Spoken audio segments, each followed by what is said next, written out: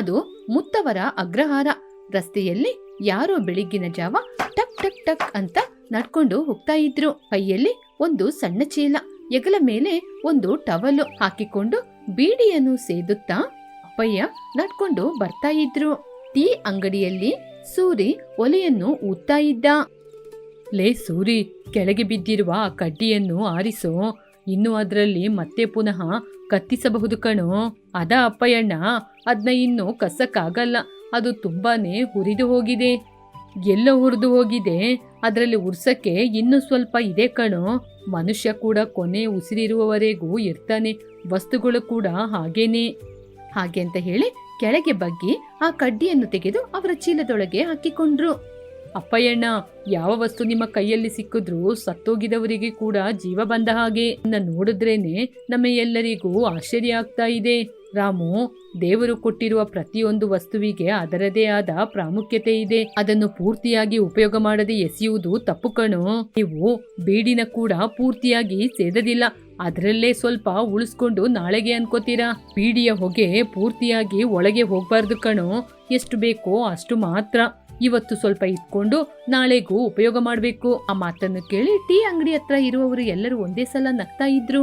ಈ ಕಡೆ ಮನೆಯಲ್ಲಿ ಲಕ್ಷ್ಮಿ ಅಮ್ಮ ಹೊಲೆನ ಉರಿಸ್ತಾ ಇದ್ರು. ಅಷ್ಟರಲ್ಲಿ ಬಂದ ಅಪ್ಪಯ್ಯ ಅವರ ಬ್ಯಾಗಲ್ಲಿದ್ದ ವಸ್ತುಗಳನ್ನ ಕೆಳಗೆ ಚೆಲ್ಲಿದ್ರು. ಅದರಲ್ಲಿ ಎಸೆದಿರುವ ಸಣ್ಣ ಪುಟ್ಟ ಕಡ್ಡಿಗಳು ಹಾಗೂ ತೆಂಗಿನ ಚರಟೆಗಳು ಇದ್ದವು. ಏನ್ರಿ, ಊರಿನಲ್ಲಿ ಬೇಡ ಅಂತ ತೆಗೆದು ಬಿಸಾಕುವ ಕಸವನ್ನೆಲ್ಲ ತೆಗೆದುಕೊಂಡು ಬಂದು ನಮ್ಮ ಮನೆಯಲ್ಲಿ ಹಾಕ್ತಾ ಇದ್ದೀರಲ್ವಾ?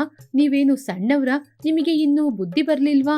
ಕಸ ಅಂತ ಯಾಕೆ ಹೇಳ್ತೀಯ ಲಕ್ಷ್ಮಿ ಅಮ್ಮ? ಉಪಯೋಗ ಮಾಡ್ಲಿಕ್ಕೆ ಗೊತ್ತಿಲ್ಲದವ್ರೆ ಅದನ್ನ ಕಸ ಅಂತ ಹೇಳೋದು. ಬುದ್ಧಿವಂತಿಕೆಯಿಂದ ಉಪಯೋಗ ಮಾಡಿದ್ರೆ ಪ್ರತಿಯೊಂದರಲ್ಲೂ ಉಪಯೋಗ ಇರುತ್ತೆ. ಇಷ್ಟು ವರ್ಷ ನನ್ನ ಜೊತೆ ಜೀವನ ಮಾಡ್ತಾ ಇದ್ದೀಯಾ, ಇನ್ನೂ ಹೇಗೆ ಉಳಿಕೆ ಮಾಡುವುದು ಅಂತ ಗೊತ್ತಿಲ್ವಾ? ಹೌದು ರೀ, ನೀವು ಹೇಳೋದೆಲ್ಲ ಸರಿನೇ. ಸರಿ, ಈ ತೆಂಗಿನ ಚರಟೆ ಇದೆ ಅಲ್ವಾ, ಇದು ಕೂಡ ನಿಮ್ಮ ಕಣ್ಣಿಗೆ ಚಿನ್ನದ ಹಾಗೆ ಕಾಣಿಸುತ್ತೆ. ಇದನ್ನ ಕೂಡ ಯಾಕೆರಿ ಎತ್ಕೊಂಡ್ಬರ್ತೀರಾ? ಮತ್ತೆ ಇದೇ ತಾನೇ ನಿಜವಾದ ಬಂಗಾರ. ಇದು ಇದ್ರೆ ನಮಗೆ ಸೌದೆಯ ಉಪಯೋಗ ಬೇಡ, ಇದನ್ನೇ ಉರಿಸಿ ಅಡಿಗೆ ಮಾಡ್ಬೋದು. ಸೌದೆನ ತಗೊಂಡ್ರೆ ಏನ್ರಿ ಆಗುತ್ತೆ? ಸ್ವಲ್ಪ ಖರ್ಚು ಮಾಡಿದ್ರೆ ಮನೆನ ಚೆನ್ನಾಗಿಸ್ಕೋಬೋದಲ್ವಾ? ಕಷ್ಟಪಟ್ಟು ಕೆಲಸ ಮಾಡಿದ್ರೆ ತಾನೇ ಗೊತ್ತಾಗೋದು. ಎಷ್ಟು ಹಣವನ್ನು ಕೂಡಿಡ್ತೀವೋ, ಸಂಪಾದನೆ ಮಾಡಿದ ಹಣಕ್ಕಿಂತ ಕೂಡಿಡುವ ಹಣದ ಬೆಲೆನೇ ಅಧಿಕ. ಹೌದು ರೀ, ನಿಮ್ಮ ಕಣ್ಣಿಗೆ ಮಾತ್ರ ಹುರಿದೋಗಿರುವ ಸಣ್ಣ ಕಡ್ಡಿ ಕೂಡ ಅದರ ಪ್ರಾಮುಖ್ಯತೆಯನ್ನು ಎತ್ತಿ ತೋರಿಸುತ್ತೆ. ಹೌದೇ, ಅದಕ್ಕೆ ಇವಾಗ ಮನೆ ನಡೆಸ್ತಾ ಇರೋದು. ಇಲ್ಲದಿದ್ರೆ ಇಷ್ಟೊತ್ತಿಗೆ ಸಾಲದಲ್ಲಿ ಮುಳುಗೋಗ್ತಾ ಇದ್ದೋ. ಅಷ್ಟರಲ್ಲಿ ಹೊರಗಿಂದ ಸುಬ್ಬಮ್ಮ ಕರಿತಾ ಇದ್ರು. ಅಪ್ಪಯ್ಯಣ್ಣ, ಒಮ್ಮೆ ಹೊರಗಡೆ ಬರ್ತೀರಾ? ಏನು ಸುಬ್ಬಮ್ಮ? ನಾನು ಒಲೆ ಉರ್ಸುವಾಗ ಒಲೆ ಕೆಟ್ಟೋಯ್ತು, ಬೆಂಕಿ ಇಲ್ಲ, ಸ್ವಲ್ಪ ಮಸಿ ಇದ್ರೆ ತರ್ತೀರಾ? ಹಾಗೆ ಅಂತ ಕೇಳಿದಾಗ ಸುಬ್ಬಯ್ಯ ಮನೆಯೊಳಗೆ ಬಂದು ಬೂದಿನ ತಗೊಂಡೋದ್ರು. ಏನಣ್ಣ, ನೀವು ಬೂದಿನ ತಂದು ಕೊಡ್ತಾ ಇದ್ದೀರಾ? ಅದು ನೋಡ್ಲಿಕ್ಕೆ ಬೂದಿಯಾಗೇನೆ ಇರೋದು, ಒಳಗೆ ಬೆಂಕಿ ಇದೆ. ಅಂದ್ರೆ ಮತ್ತೆ ಇದರಲ್ಲಿ ಬೆಂಕಿ ಮಾಡ್ಬೋದು. ಒಂದು ಬೆಂಕಿ ಕಡ್ಡಿನ ಕೊಟ್ಟಿದ್ರೆ ಸರಿ ಆಗ್ತಿತ್ತು. ಒಂದು ಬೆಂಕಿ ಕಡ್ಡಿಯನ್ನು ಕೊಟ್ರು ಕೂಡ ಮತ್ತೆ ಮತ್ತೆ ಅಭ್ಯಾಸ ಆಗ್ಬಿಡುತ್ತೆ. ಅಭ್ಯಾಸ ಆದ್ರೆ ನಮ್ಮ ಕೈಯಲ್ಲಿರೋದು ಎಲ್ಲ ಖಾಲಿಯಾಗುತ್ತೆ. ಹೇಗೆ ಉಳಿತಾಯ ಮಾಡೋದು ಅಂತ ಕಲ್ತ್ಕೊಮ್ಮ. ಹೌದು, ನಿಜವಾಗ್ಲೂ ನೀವು ಸರಿಯಾದ ಮಾತೇ ಹೇಳಿದ್ರಿ. ಈ ಮಾತಿಗೆ ತಾನೇ 10 ವರ್ಷಗಳ ಹಿಂದೆ ನಿಮ್ಮ ಬಲೆಗೆ ಬಿದ್ದಿರೋದು. ಹೀಗೆ ನಿಧಾನವಾಗಿ ಹೇಳಿ ನಾಚಿಕೆ ಪಟ್ರು ಸುಬ್ಬಮ್ಮ. ಸಂಜೆ ಪಕ್ಕದ ಬೀದಿಯಲ್ಲಿ ಮದುವೆ ಸಮಾರಂಭ. ಎಲ್ಲರೂ ಮದುವೆ ಮಂಟಪದಲ್ಲಿ ಹಬ್ಬದ ವಾತಾವರಣದಲ್ಲಿ ಕೂತಿದ್ರು. ಸುಬ್ಬಯ್ಯ ಅಲ್ಲಿಗೆ ಬಂದ್ರು. ಅಡಿಗೆ ಮಾಡುವವರು ಅಡಿಗೆ ಕೆಲಸದಲ್ಲಿ ತುಂಬಾ ಬ್ಯುಸಿಯಾಗಿ ಇದ್ರು.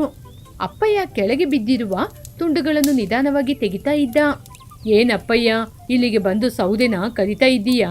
ಅಯ್ಯೋ ಅಯ್ಯ, ನಾನು ಯಾಕೆ ಕದಿತಾ ಇದ್ದೀನಿ? ನೆಲದ ಮೇಲೆ ಹೀಗೆ ಬಿದ್ದಿದ್ಯಲ್ಲ ಅಂತ ತೆಗಿತಾ ಇದ್ದೀನಿ. ಯಾಕೆ ಅದನ್ನ ತೆಗೆದು ನಿನ್ನ ಬ್ಯಾಗ್ ಒಳಗೆ ಹಾಕೊಂಡೆ? ಕಸಕ್ಕೆ ಎಸೆಯೋಣ ಅಂತ ಇದನ್ನ ತೆಗೆದು ಬ್ಯಾಗಿಗೆ ಹಾಕೊಂಡೆ.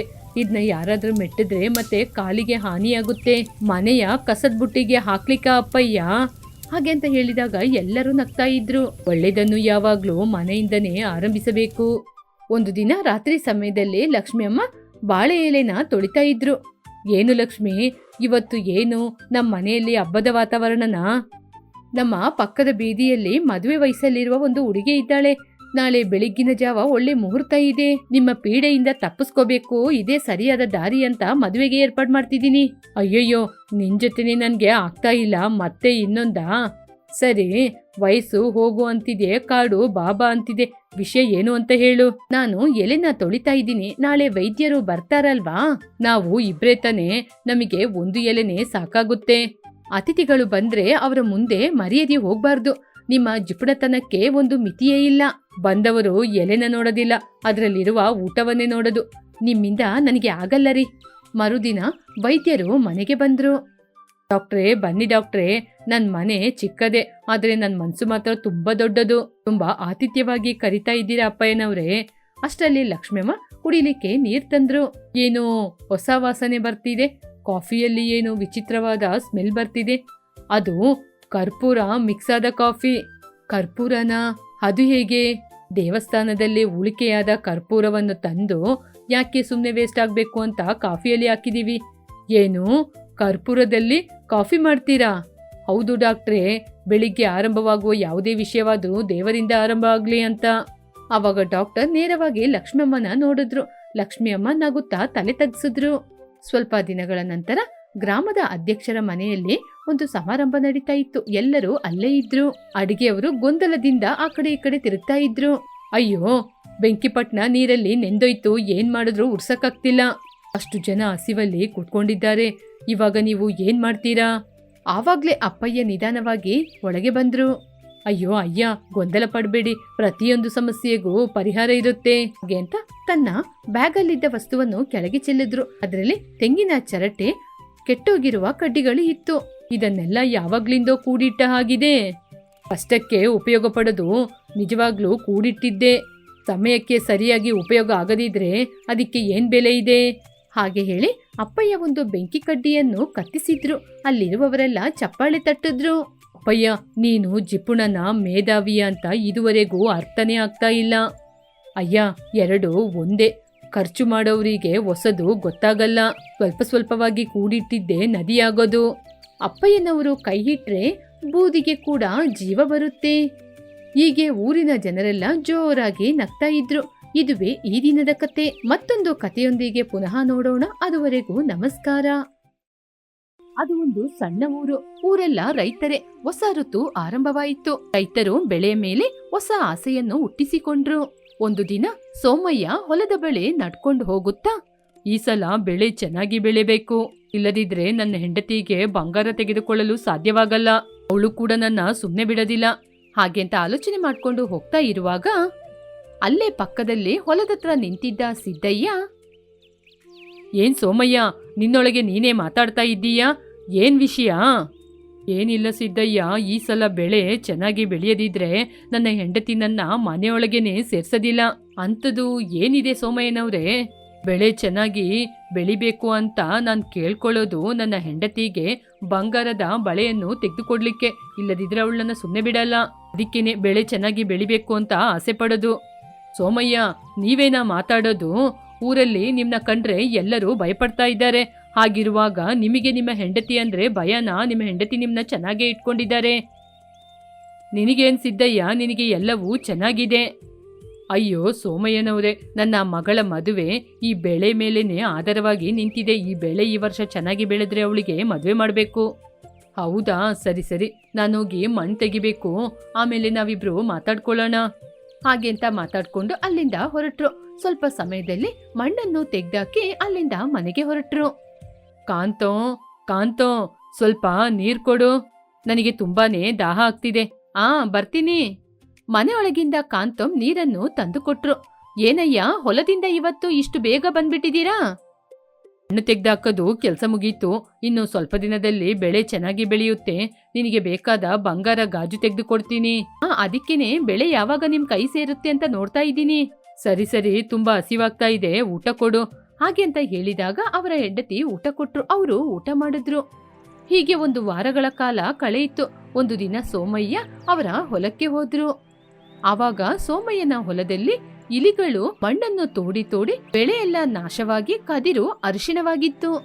ಏನಾಯ್ತಪ್ಪ, ನೆನ್ನೆ ತನಕ ಬೆಳೆ ಹಚ್ಚ ಹಸಿರಿನಿಂದ ಕೂಡಿತ್ತು, ಇವತ್ತು ಅರಿಶಿಣ ಬಣ್ಣದಲ್ಲಿದೆ. ಏನಾಯ್ತಪ್ಪ ದೇವ್ರೇ, ಈ ಇಲಿಗಳೆಲ್ಲ ನನ್ನ ಬೆಳೆನ ನಾಶ ಮಾಡ್ತಾ ಇದೆ. ಹಾಗೆ ಅಂತ ಹೊಲದ ಬಳಿ ಕೂತ್ಕೊಂಡು ಕಣ್ಣೀರಾಗ್ತಿದ್ರು. ಉಳಿದ ರೈತರು ಕೂಡ ಅವರ ಬೆಳೆ ಕೂಡ ನಾಶ ಆಯಿತು ಅಂತ ಅವರು ಕಣ್ಣೀರಾಗ್ತಾ ಸೋಮಯ್ಯನ ಬಳಿ ಬಂದ್ರು. ಸೋಮಯ್ಯ ಅವರನ್ನು ನೋಡಿ, ನೋಡ್ದ ಸಿದ್ದಯ್ಯ, ನಾವು ಕಷ್ಟಪಟ್ಟು ವ್ಯವಸಾಯ ಮಾಡಿದ್ರೆ ನಮ್ಮ ಕಣ್ಣ ಮುಂದೇನೆ ನಮ್ಮ ಬೆಳೆಯನ್ನು ಹುಳಗಳು ನಾಶ ಮಾಡ್ತಾ ಇವೆ. ಇದೆಲ್ಲ ನಮ್ಮ ಹಣೆ ಬರಹ ಸೋಮಯ್ಯ. ಪ್ರತಿ ವರ್ಷನೂ ಒಂದಲ್ಲ ಒಂದು ಕಾರಣದಿಂದ ನಮ್ಮ ಬೆಳೆ ನಾಶ ಆಗ್ತಾ ಇದೆ. ಬೆಳೆ ಚೆನ್ನಾಗಿ ಬೆಳೆದ್ರೆ ಈ ವರ್ಷ ನನ್ನ ಮಗಳಿಗೆ ಮದುವೆ ಮಾಡೋಣ ಅಂತ ಇದ್ದೆ. ಇವಾಗ ನೋಡಿದ್ರೆ ಈ ಇಲಿಗಳು ಕೀಟಗಳಿಂದ ಬೆಳೆ ಎಲ್ಲ ನಾಶ ಆಗ್ತಿದೆ. ಕಷ್ಟಪಟ್ಟು ಬೆಳೆಸಿದಂತ ಬೆಳೆಯೆಲ್ಲ ಅವರ ಕಣ್ಣ ಮುಂದೆನೆ ನಾಶ ಆಗ್ತಿದೆ ಅಂತ ಪ್ರತಿಯೊಬ್ಬ ರೈತರು ಕಣ್ಣೀರಾಗ್ತಿದ್ರು. ಅವಾಗ ವೆಂಕಟೇಶಂ ಎನ್ನುವ ರೈತ ಅವರ ಬಳಿ ಬಂದ. ಏನ್ ಸೋಮಯ್ಯಮ್ಮವ ಇಷ್ಟು ನಿರಾಶೆಯಿಂದ ಕೂತಿದ್ದೀರಾ? ಏನ್ ಮಾಡೋದು ವೆಂಕಟೇಶ, ಈ ವರ್ಷ ಕೂಡ ಬೆಳೆ ನಾಶ ಆಗ್ತಿದೆ. ಇನ್ನು ಬೆಳೆ ಬಗ್ಗೆ ಮಾತಾಡಕ್ಕೆ ಅವಶ್ಯಕತೆನೇ ಇಲ್ಲ. ಪ್ರತಿ ವರ್ಷ ಇದೆಲ್ಲ ನಮ್ಮ ಹಣೆ ಬರಹ. ಕಣ್ಣೀರ್ ಹಾಕದೇನೋ ಸುಲಭ, ಆದ್ರೆ ನಮ್ಮ ಬೆಳೆನ ನಾವು ಕಾಪಾಡ್ಕೊಳ್ಳಕ್ಕೆ ಸುಲಭವಾದ ಮಾರ್ಗ ಇದೆ. ಹಾಗೆ ಅಂತ ಹೇಳಿದ ತಕ್ಷಣ ಎಲ್ಲ ರೈತರು ವೆಂಕಟೇಶ್ವರನ ಬಳಿ ನೋಡಿದ್ರು. ವೆಂಕಟೇಶ, ಈ ಕೀಟಗಳನ್ನು ಇಲಿಗಳನ್ನು ನಾಶ ಮಾಡುವುದು ಸುಲಭದ ಕೆಲಸವಲ್ಲ. ಸರಿ, ನೀವೇನು ಆಲೋಚನೆ ಮಾಡಬೇಡಿ, ನಾನು ಏನಾದ್ರೂ ಒಂದು ದಾರಿ ಹುಡುಕ್ತೀನಿ. ಹೀಗೆ ವೆಂಕಟೇಶಂ ರೈತರಿಗೆ ಧೈರ್ಯವನ್ನು ಹೇಳಿ ಅಲ್ಲಿಂದ ಅವನು ಹೊರಟು ಹೋದ. ಕೀಟಗಳು ನಾಶ ಆಗ್ಬೇಕಂದ್ರೆ ಏನ್ ಮಾಡ್ಬೇಕು? ಹಾಗೆ ಅಂತ ಅವನು ಆಲೋಚನೆ ಮಾಡ್ತಾ ಇರುವಾಗ ಅವನಿಗೆ ಅವನ ತಾತ ಹೇಳಿದ್ದು ನೆನಪಿಗೆ ಬಂತು. ಹೌದು, ತಾತ ಹೇಳಿದ್ರು, ಬೆಳೆಯಲ್ಲಿ ಕೀಟಗಳು ಬಂದ್ರೆ ಔಷಧಿಗೋಸ್ಕರ ಹಣ ಖರ್ಚು ಮಾಡಬೇಡ, ಔಷಧಿ ಪ್ರಕೃತಿಯಲ್ಲೇ ಇದೆ ಅಂತ. ಬೇವು, ಹಸುಗಳ ಸಗಣಿ ಇವುಗಳನ್ನ ಮಿಕ್ಸ್ ಮಾಡಿ ಚೆಲ್ಲಿದ್ರೆ ಕೀಟಗಳು ನಾಶ ಆಗುತ್ತೆಂತೆ. ಈ ಮಾತನ್ನು ರೈತರಿಗೆ ಹೇಳಿ ಅವರ ಬೆಳೆಯನ್ನು ಕಾಪಾಡಬೇಕು.